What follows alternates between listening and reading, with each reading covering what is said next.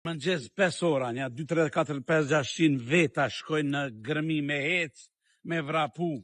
Kur të kthehen, pa u kthy këtu me pika i kafe, ka i çaj, diçka, nuk ka shansa. Prandaj, ja vlen me investu për një restoran, ashtu ose në i restoran Tomli, as di qumshti, as di qysh mi thoj, pra është çmimi 1500 euro i negociushëm. 250 metra katror, mrena 300? Jashtë.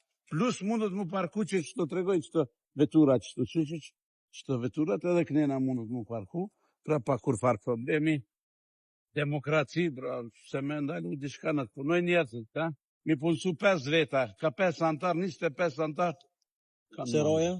Qëroja 1500 euro, e negociush me pak diçka.